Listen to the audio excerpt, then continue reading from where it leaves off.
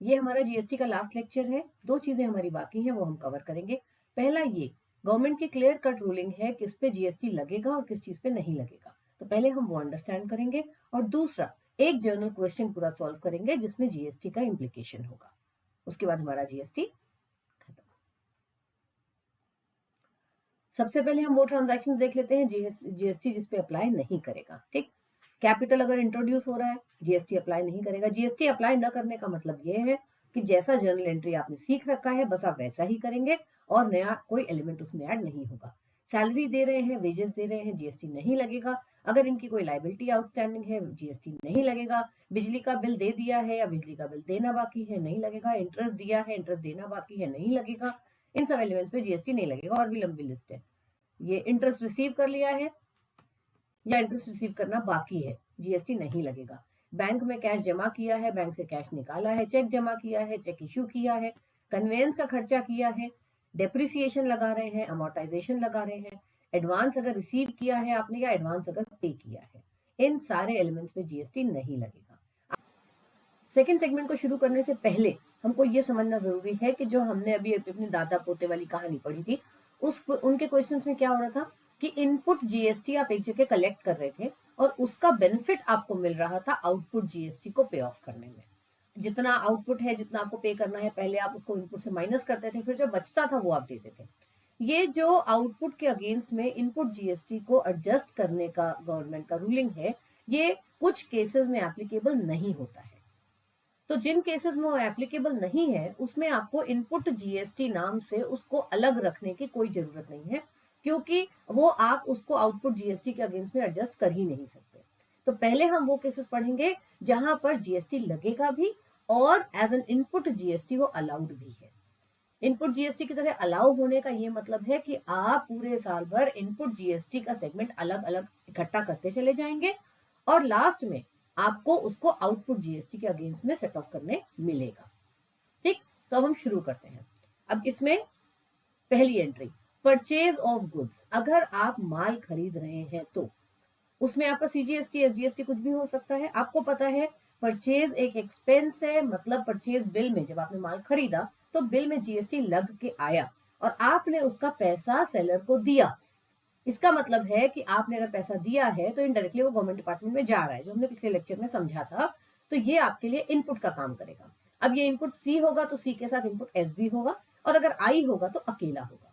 ये सब आपको मालूम है अच्छे से, पुराने लेक्चर्स आपने अच्छे से देख रखे हैं। तो अब ऐसे केसेस में जो बिल अमाउंट है, मान लीजिए 20,000 का बिल था, उस पर 10% जीएसटी है। 10% जीएसटी में 5% सी है और 5% एस है। तो इसका 5% हो गया 1,000 और ये भी हो गया 1,000 और टोटल पेमेंट आपने करी है 22,000 की। अब इसकी एंट्री कैसे डालेंगे? आपने पेमेंट तो करी पूरी 22,000 की और माल खरीदा 20,000 का, इतना है सी और इतना है एस। क्लियर हो गया? तो ये जाएगा, परचेज अकाउंट चला जाएगा 20,000 से, इनपुट सी चला जाएगा 5,000 से, इनपुट एस चला जाएगा 5,000 से। अगर आपने पेमेंट कर दी है तो टोटल 22 और अगर उधार पे लिया है तो टोटल 22 यहाँ क्रेडिटर में आ जाएगा। यही अगर आपकी इंटरस्टेट परचेज है तो इनपुट सी और एस की बजाय इनपुट आई आ जाएगा और टोटल 10% यहाँ पर इकट्ठा आ जाएगा। क्लियर कट, कोई इशू नहीं है। वेरी नाइस, एकदम सिंपल है, कुछ सोचने की बात नहीं है। जैसा जैसा बता रहे हैं वैसे वैसे चलते चले जाइए। आगे आते हैं हम लोग। नेक्स्ट में आता है हमारा परचेज ऑफ एसेट। अगर आपने कोई एसेट खरीदा है, एक बार फिर या तो इनपुट सी और एस लगेगा या इनपुट आई लगेगा। कैश से पेमेंट कर रहे हैं, ये सब तो जर्नल एंट्री है, आपको कोई दिक्कत है ही नहीं, इसमें आप कर चुके हैं।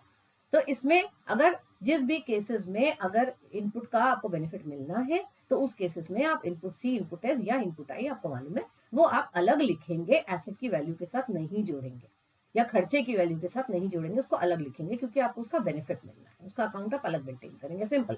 रेंट अगर आपने पे किया है बिजनेस प्रीमाइसेस के लिए, रेंट अलग जाएगा, इनपुट अलग जाएगा। क्लियर हो गया? अब इसके बाद आता है commission as an expense. Same वही चीज कमीशन के लिए अप्लाई करती है। और नीचे चलते हैं हम लोग। अब ये आ गया टेलीफोन बिल। 5 नंबर पे टेलीफोन बिल, सेम चीज। 6 नंबर पे insurance premium, 7 number advertisement expense, 8 number bank charges, 9 number printing and stationery, 10 number freight and cartage. बस सिंपल चीजें देखो, एक हम ये उठा लेते हैं। फ्रेट एंड कार्टेज अलग रखा है, इनपुट अलग रखा है। अगर इंटरस्टेट है तो फ्रेट एंड कार्टेज अलग है, इनपुट आईजीएसटी अलग रखा हुआ है, बात खत्म हो गई। पेमेंट कर दिया है तो कैश में, नहीं किया है तो पेबल में, सिंपल सी चीज है। तो आपकी रनिंग एंट्री में ही ये कंपोनेंट ऐड हो जाएगा। अब हमारा तीसरा सेगमेंट आ जाता है, journal entry of transaction on which GST is claimed as input GST is reversed और कैंसल्ड। मतलब आपने अगर जीएसटी क्लेम किया है उसको आप कैंसिल कर रहे हैं। ऐसा कब होता है, आपने माल खरीदा, जब आपने ऊपर परचेज की एंट्री देखी तो आपने कहा purchases account DR, input C, input S, account DR, और आपने कर दिया आगे। अब वो माल परचेज रिटर्न हो रहा है, अगर अगर आप परचेज रिटर्न कर रहे हैं तो उसका प्रोपोर्शनेट जीएसटी भी तो आपको रिटर्न करना पड़ेगा। तो उस केस में आप उसी जीएसटी को क्रेडिट साइड में ले आएंगे। जैसे पूरा ब्लॉक नीचे आएगा, जैसे परचेज रिटर्न अकाउंट को आप क्रेडिट करते हैं, उसी तरीके से उसके proportionate input C, input S भी रिटर्न हो जाएगा। सी और एस बार बार बोल रही हूँ, अगर इंटर स्टेट है तो आई हो जाएगा, दैट इज वेल अंडरस्टूड, वो बार बार कहने की बात नहीं है।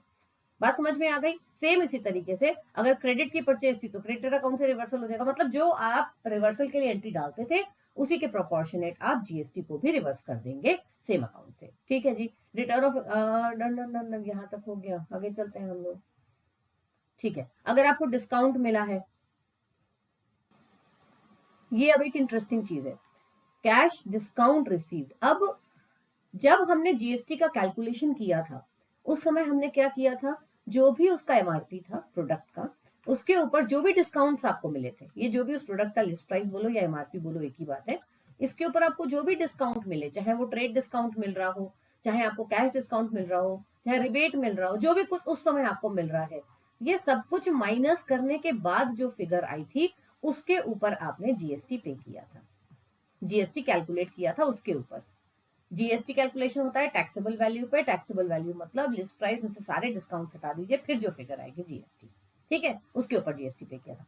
अब आपने पेमेंट कर दिया या उधार पे माल लिया, जो भी किया आपने, अब उस पे आपको कोई डिस्काउंट और मिल रहा है। कई बार ऐसा होता है कि कैश डिस्काउंट की अपनी एक वैलिडिटी होती है, इसको हमने trade and cash discount chapter में भी डिस्कस किया था कि अगले 15 दिन में अगर आप पेमेंट कर देंगे तो आपको इतना कैश डिस्काउंट मिलेगा।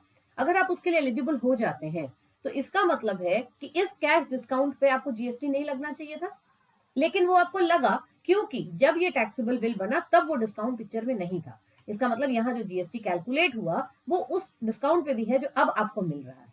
इसका मतलब है उसके ऊपर जो जीएसटी है वो रिवर्स हो जाएगा। ठीक, अगर प्रोप्राइटर कोई गुड्स ले गया है तो ड्रॉइंग्स टू परचेजेस हम करते थे, अब ये परचेजेस रिवर्स हो रही है, इसी वजह से इनके साथ का जीएसटी भी रिवर्स हो जाएगा।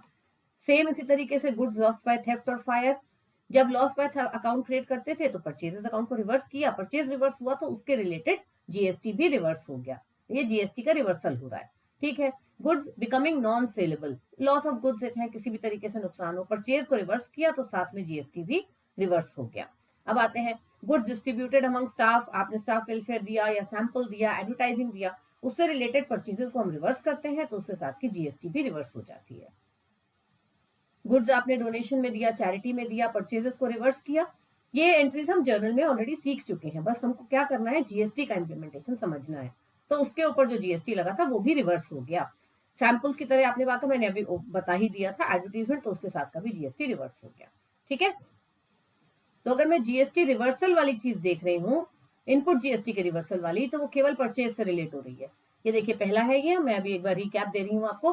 परचेज रिटर्न किया, गुड्स आपने वापस किए, उस पर जीएसटी रिवर्स कर दिया, एक्स्ट्रा डिस्काउंट मिला, उस पर जीएसटी रिवर्स कर दिया। 3 नंबर पे है अगर ड्रॉइंग्स हुई है, प्रोप्राइटर ले गया गुड्स, उस पर जीएसटी रिवर्स कर दिया। 4 नंबर में आग लग गई थी, माल खराब हो गया, उस पर जीएसटी रिवर्स कर दिया। जब जब आप परचेजेस को रिवर्स कर रहे हैं तो उसके रिलेटेड जीएसटी आप रिवर्स कर देंगे। ये था ये वाला सेगमेंट। इनपुट जीएसटी तो वो सेगमेंट था जो आपने किसी को पे किया था, बिल में लगकर आया आपके पास, आप परचेजर की पोजीशन पे हैं, आपने पे किया था। अब आते हैं आउटपुट पे। आउटपुट जीएसटी वो हुआ जो आपने कलेक्ट किया। अब कलेक्शन की एंट्री देख लेते हैं, जब जब आप माल बेच रहे हैं उसके साथ आपका आउटपुट जीएसटी लग रहा है। तो ये आइए देखिए, ये सेल लगा, इस पे आउटपुट सीजीएसटी आउटपुट, और अगर आप इंटरस्टेट बेच रहे हैं तो आउटपुट आईजीएसटी की एंट्री आ जाएगी। पहले आप क्या एंट्री पास करते थे, केवल इतनी। ठीक है, खरीद, अगर आपको माल नगद में बिक रहा है या उधारी पे बेच रहे हैं, और सेल की एंट्री, अब उसके साथ में जीएसटी एलिमेंट जुड़ गया, बात खत्म हो गई, सिंपल सी। अब उसके बाद आगे चलते हैं हम, आगे क्या हो गया, आपको कोई भी और इनकम मिल रही है, ऊपर देखिए 2 नंबर पे रेंट की इनकम मिल रही है, जीएसटी लगेगा, कमीशन की इनकम मिल रही है, जीएसटी लगेगा, कोई सोचने की बात उसमें है ही नहीं। अब जैसे इनपुट का रिवर्सल हो सकता है।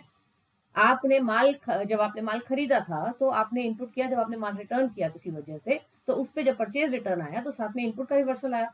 सेम उसी तरीके से जो माल आपने बेचा है अगर उसका रिवर्सल आ रहा है तो उसके बाद मतलब आपका आउटपुट जीएसटी भी रिवर्स हो जाएगा। सेम उसी तरीके से सेल रिटर्न के साथ में ये 3 अकाउंट्स आ गए।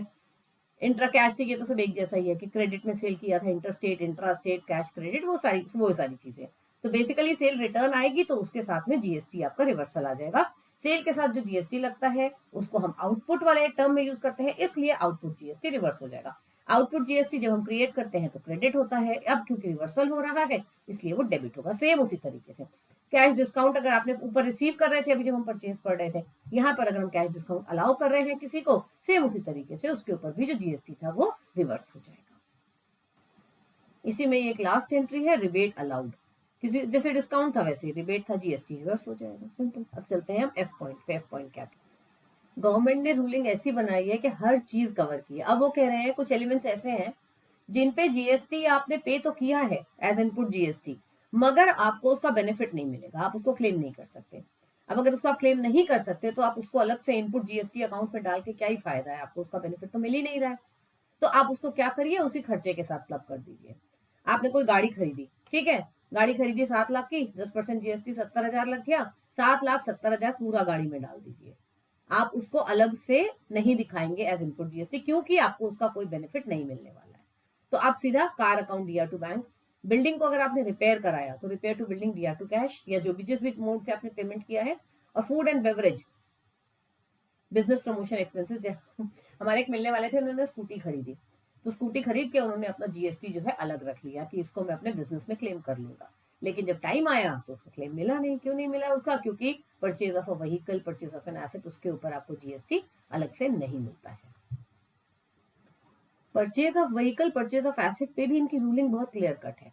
अब ये देखिए यहाँ क्या लिखा हुआ है, कोई एसेट अगर आप खरीद रहे हैं तो उस पे आपको जीएसटी का क्लेम मिलेगा, आप उसको आउटपुट जीएसटी के अगेंस्ट में सेट कर सकते हैं। लेकिन अगर आप व्हीकल खरीद रहे हैं और आप नॉन ट्रांसपोर्ट एंटरप्राइज है, मतलब अगर आप तो ट्रक चलाते हैं, ट्रैक्टर चलाते हैं, टेम्पो का काम है आपका, तो आप ट्रांसपोर्ट एंटरप्राइज हैं, तब उस केस में अगर आप व्हीकल खरीद रहे हैं तो वो आपको उसका जीएसटी का क्लेम मिलेगा। लेकिन चाहे आप अपने बिजनेस के लिए व्हीकल खरीद रहे हो, लेकिन अगर आप नॉन ट्रांसपोर्ट एंटरप्राइज हैं तो अगर आप व्हीकल खरीद रहे हैं उस केस में आपको जीएसटी का क्लेम नहीं मिलेगा। बहुत क्लियर कट रूलिंग है इनकी। तो जिस केस में आपको जीएसटी का क्लेम नहीं मिलना है, लॉ बता रहा है, उस केस में फिर हम जीएसटी को अलग नहीं रखते हैं, हम उसको एसेट की वैल्यू के साथ ही क्लब कर देते हैं। जीएसटी का एक टर्म होता है रिवर्स चार्ज। अब आते हैं लास्ट पॉइंट हमारा, रिवर्स चार्ज क्या होता है। अभी तक क्या हो रहा था, जो भी सेलर है या सर्विस प्रोवाइडर है उसने अपना बिल बनाया, मान लीजिए 10,000 की वैल्यू थी उसके बिल की, 10% जीएसटी है, वो यहाँ 1,000 रुपए ऐड करेगा, आपसे 11,000 रुपए मांगेगा, आप उसको 11,000 रुपए देंगे, 11 में से 10,000 वो अपने पास रख लेगा और जो 1,000 है वो गवर्नमेंट डिपार्टमेंट में जमा कर देगा। यही था अभी तक आपने समझा हुआ? बिल्कुल ठीक है। रिवर्स चार्ज मैकेनिज्म में क्या होता है कि सेलर आपसे जीएसटी चार्ज नहीं करेगा, सेलर आपको केवल 10,000 का बिल देगा, आप 10,000 की पेमेंट सेलर को करेंगे और आप ही खुद स्वयं 1,000 रुपए गवर्नमेंट डिपार्टमेंट में जमा कर देंगे और इसका इनपुट क्रेडिट अपना ले लेंगे। इसको कहते हैं रिवर्स चार्ज। तो अगर ऐसी सिचुएशन है तो जो उसका बिल आया सेलर का, उसको आपने डायरेक्ट एक पेमेंट किया, 10,000 की हम अगर बात कर रहे हैं, 10,000 की आपने उसको पेमेंट करी, इसके बिल में जीएसटी कहीं नहीं लगा हुआ था, और आपने खुद ही अपनी तरफ से इनपुट सी, इनपुट एस, जो भी था, 1,000 या 500, 500 ले लेते हैं, ये करके आपने सीधा गवर्नमेंट डिपार्टमेंट में जमा किया। इसे कहा जाता है रिवर्स मैकेनिज्म। ठीक, तो यहां हमारे जीएसटी का ये पूरा ट्रांजैक्शन आउटलाइन खत्म हो जाता है। बहुत अच्छे से हमने पूरा जीएसटी समझ लिया है। नहीं समझ में आया हो लेक्चर दोबारा सुनिएगा, आई एम प्रीटी श्योर आपको कोई डाउट नहीं आएगा। अब हम एक फुल फ्लेजेड न्यूमेरिकल लेंगे और वो न्यूमेरिकल में जीएसटी की एंट्री के साथ हम उसे पूरा का पूरा कंप्लीट करेंगे। इससे हमारा ये वाला पूरा सेगमेंट क्लियर हो जाएगा। ठीक,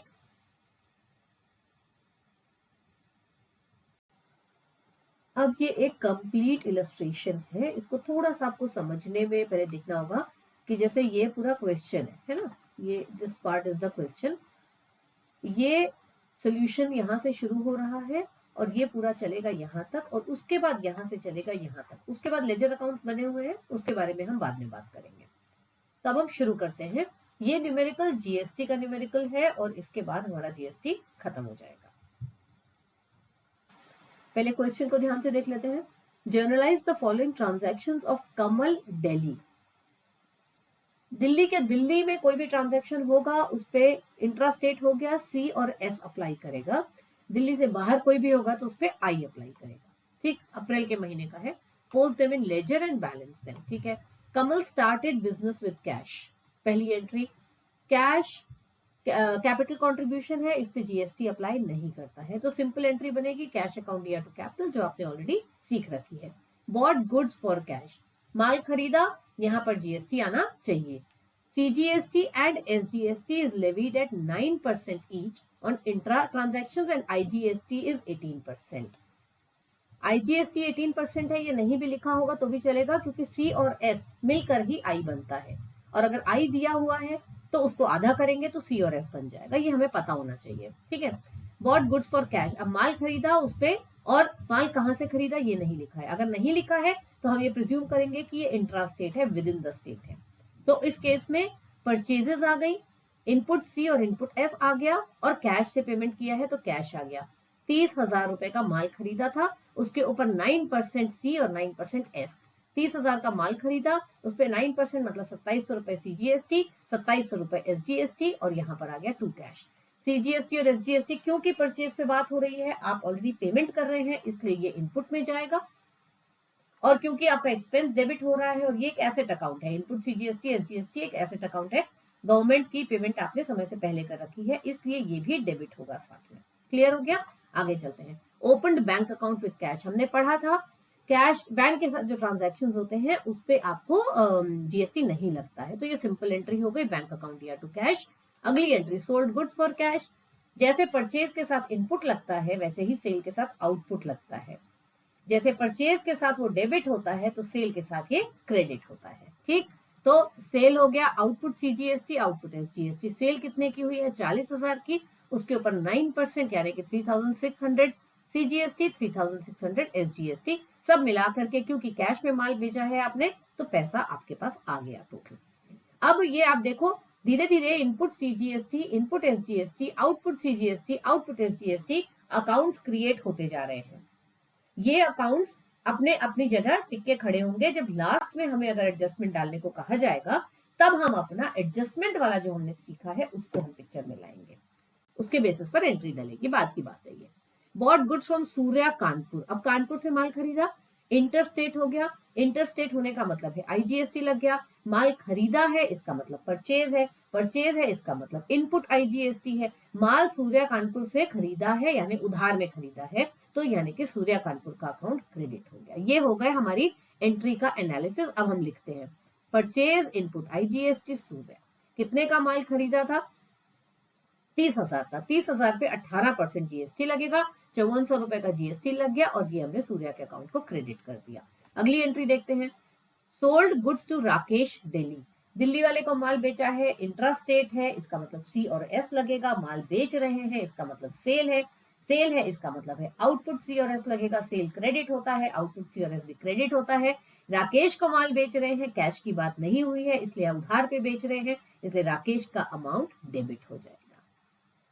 तो Rakesh sale output C output S, right, कितना है? 25,000 रुपए है। 25,000 के ऊपर सी और एस लगना है, 9% ये 9% ये लगाइए और जोड़ करके यहाँ दे दीजिए। क्लियर? एंट्री को पहले देखो, पूरा विजुअलाइज करो, उसके बाद लिखने पे आओ, आपको दिखता है सामने कि क्या हो रहा है। Next, sold goods to Rakesh निपट गया हमारा। Purchased machinery from Rahul brothers Faridabad Haryana, Faridabad Haryana एक बार फिर दिल्ली से बाहर है। दिल्ली में सिर्फ दिल्ली आता है, इसलिए बहुत आसान है। अगर दिल्ली की बात की गई है, अगर आपको शहर दिल्ली दे दिया गया है तो उसके अलावा जो भी कुछ हो रहा होगा वो सारा इंटरस्टेट हो जाएगा। That makes task very easy. ठीक है। Purchase machinery from Rahul brothers Faridabad and payment is made by cheque, तो राहुल ब्रदर्स से आपने माल खरीदा है, माल नहीं आपने मशीनरी खरीदी है, एसेट खरीदा है। अगर वो एसेट व्हीकल होता तो हमें थॉट देना पड़ता, मगर वो मशीनरी है इसलिए कोई प्रॉब्लम नहीं है।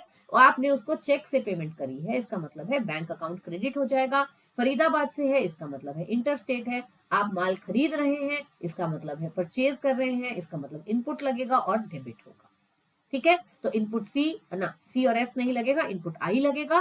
साथ में मशीनरी अकाउंट आएगा, क्योंकि अगर जब आप माल खरीदते हैं तो परचेज अकाउंट लेते हैं, कोई एसेट खरीदते हैं तो एसेट का नाम आता है। तो इसकी एंट्री बननी चाहिए मेरे हिसाब से मशीनरी अकाउंट डी आर, साथ में आएगा आपका input IGST D R and to bank, क्योंकि आप चेक से पेमेंट करें।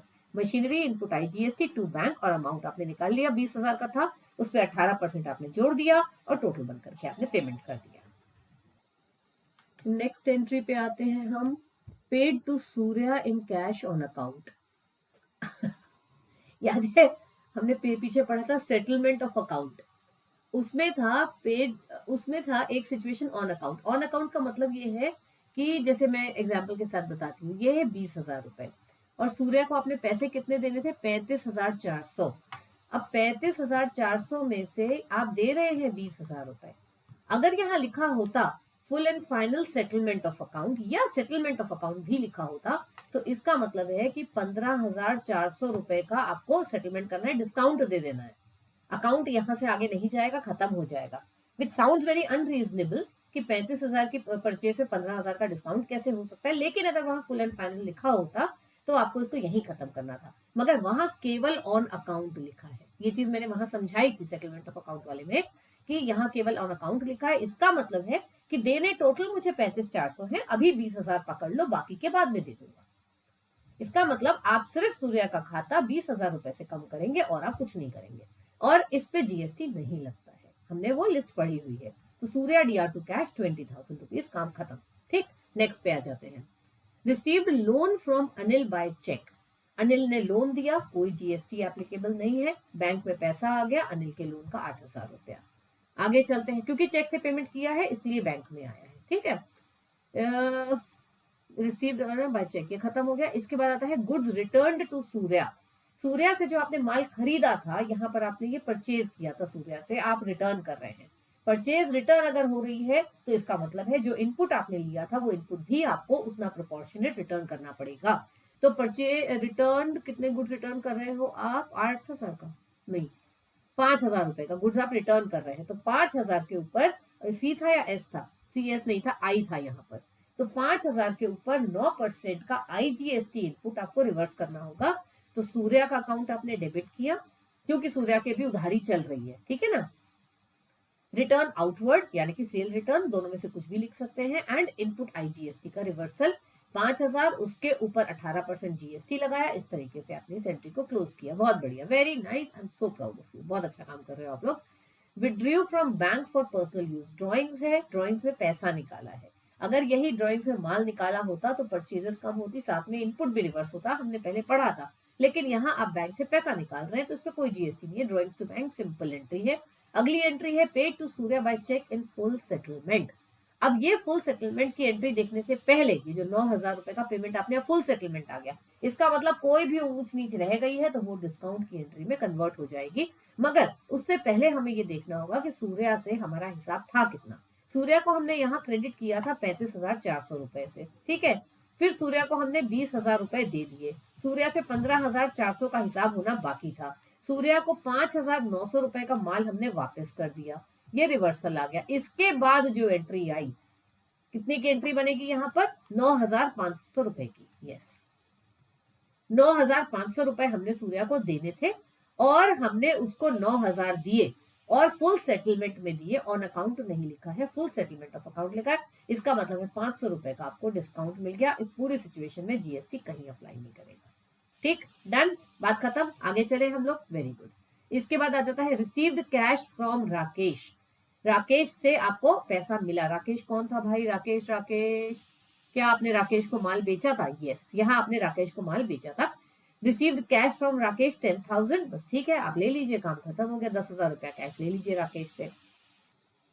अब इसकी अगली एंट्री आई purchased stationery for cash. Stationery की खरीद पे जीएसटी लगेगा, तो stationery account input C input S करके ये आपने निकाल लिया। लास्ट एंट्री है paid wages and salaries, GST is not levied. भाई जीएसटी इज नॉट लेविड, तो बढ़िया है। तो ठीक है, सिंपल सी ये चीज हो गई। ठीक है, और जगह में लिख देते हैं GST not to be levied, बाकी सब जगह तो हम खुद ही खोज खोज के आ रहे हैं।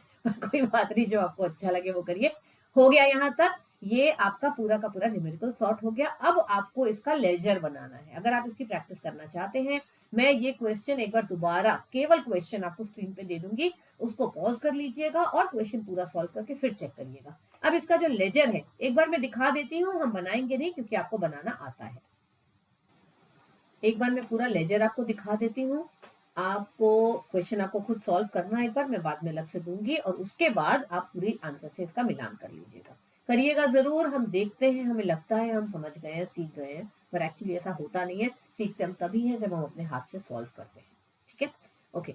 सो ये देखो, अब जब हम लेजर बनाने पे आए, सबसे पहले कैश अकाउंट बना हुआ है, कैपिटल अकाउंट बना है, purchase account, bank account, sale account. ठीक, इसका स्क्रीनशॉट ले लेना अगर आपको चेक करना हो तो। इसके बाद आ गया ये सूर्या और राकेश का अकाउंट।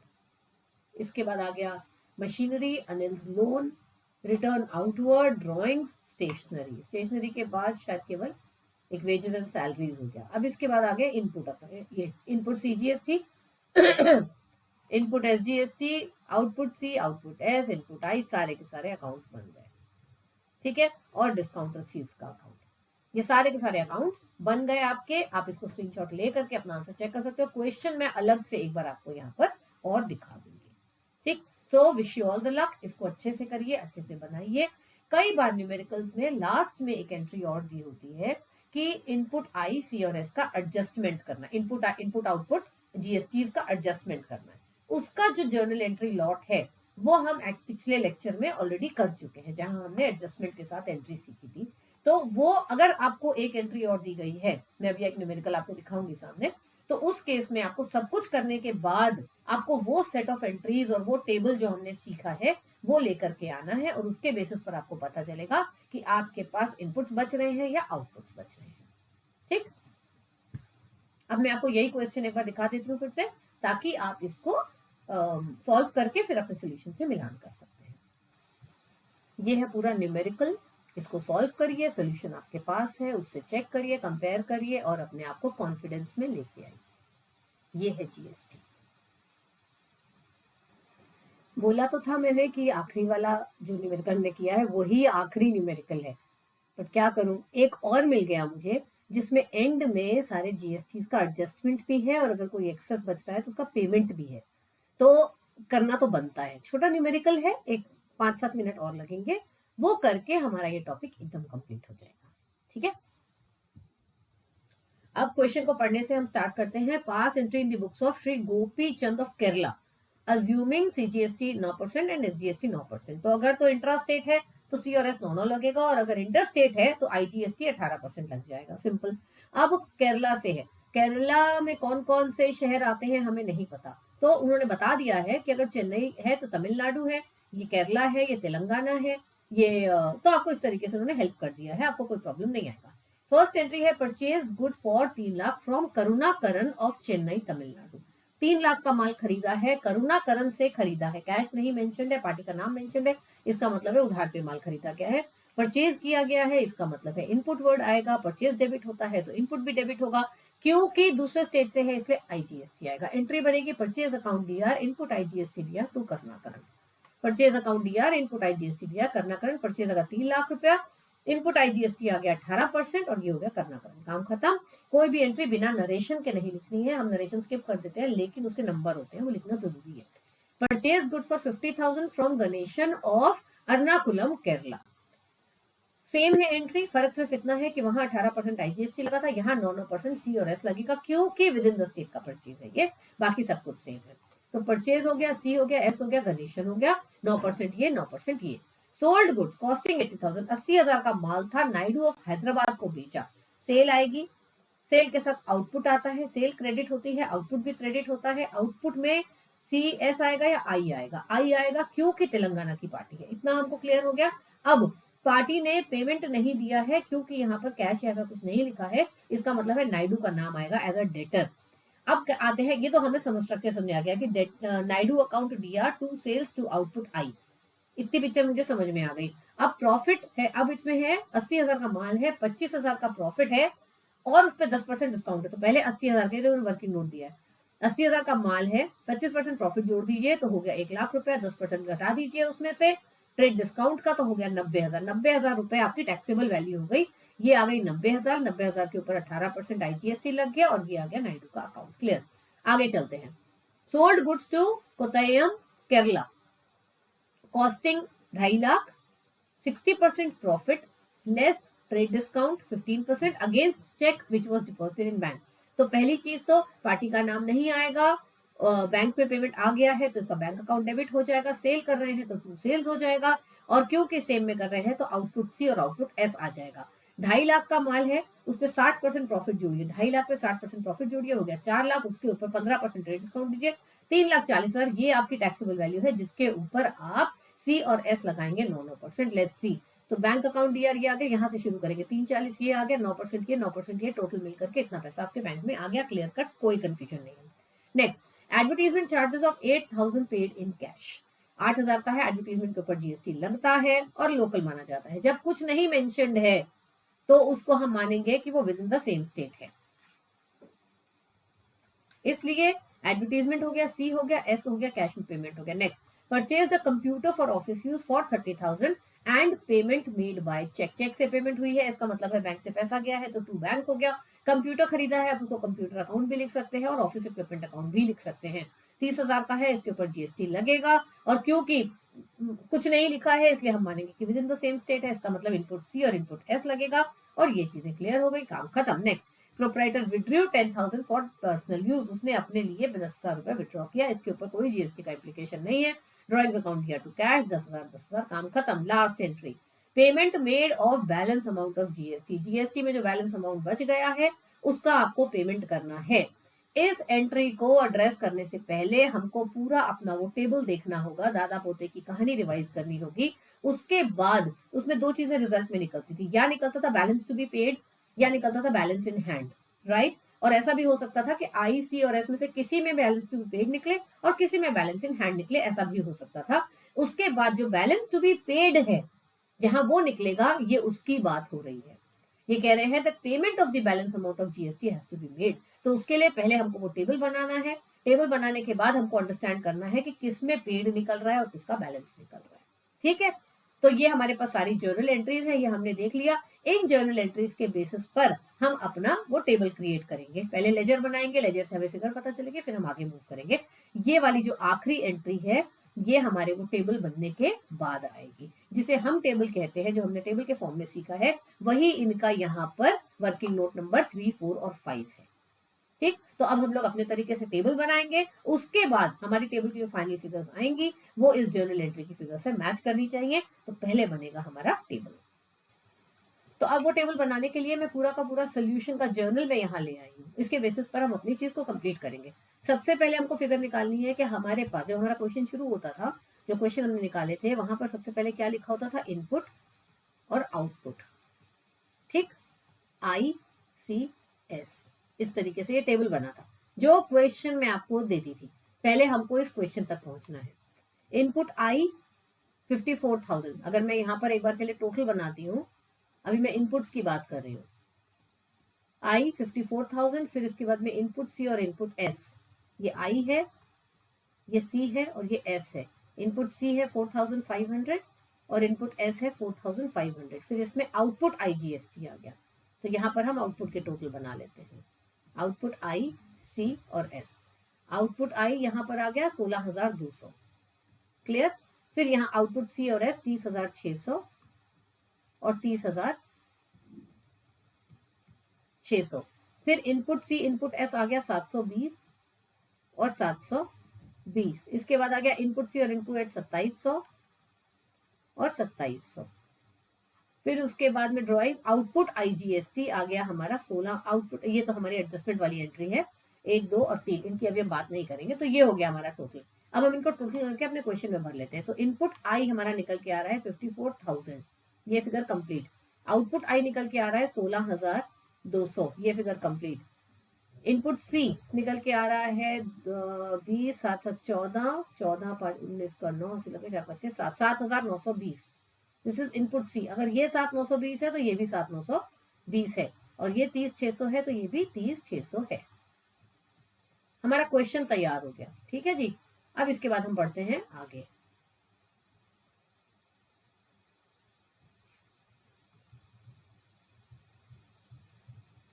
ठीक, अब हम इसको सॉल्व करेंगे जैसे हमने सॉल्व करना सीखा है। सबसे पहले हम तीनों का आउटपुट यहाँ लिखते हैं, आउटपुट सी और एस। ठीक है, 16,200 हमें इसका देना था, 30,600 हमको इसका देना था और 30,600 हमको इसका देना था। अब सबसे पहले हम एडजस्ट करते हैं इनपुट आई। इनपुट आई है 54,000 का, 54,000 रुपीज का। तो 16,200 तो यहाँ एडजस्ट हो गया। अब इसके बाद कितना बच गया, अभी 54 में से ये हम कैलकुलेट करेंगे तो हमारा सरप्लस बच जाता है 37,800। 37,800 में से 30,600 हम इन्हें दे देंगे तो हमारे पास बच जाएगा 7,200। वो 7,200 जो दादाजी हैं वो छोटे पोते यानी कि संधू को दे देंगे। पहले वो चंदू की, पहले खुद की मदद करेंगे, फिर चंदू की करेंगे, बचेगा तो संधू की करेंगे। इस सिचुएशन से हमको ये बहुत अच्छे से समझ में आ गया। अब इसके बाद हम एक बार इसका सेटलिंग निकालते हैं। बैलेंस टू बी पेड, ठीक है, हमने कहानी सुन रखी है, हमें अच्छे से आती है। जब बैलेंस टू बी पेड नील आ जाएगा तब हम यहाँ बैलेंस इन हैंड की बात करेंगे। यहाँ पर बैलेंस टू बी पेड नील आ गया, दादाजी के हाथ में कुछ बचा नहीं, जितना बच रहा था उन्होंने सी और एस में बांट दिया, तो इनका बैलेंस इन हैंड भी नील आ गया। सी की बात करते हैं। सी के पास क्या पेमेंट के लिए कुछ बचा है? नहीं, उनका सारा दादाजी ने कवर कर लिया। इसका मतलब सी का 7,920 पूरा का पूरा बच गया है। अब इसके बाद आ जाते हैं एस पे। एस के पास 30,600 था, उसमें से 7,200 दादाजी ने उसकी मदद कर दी, तो उसके पास अब जो पेबल बच गया वो बच गया 23,400 रुपए का।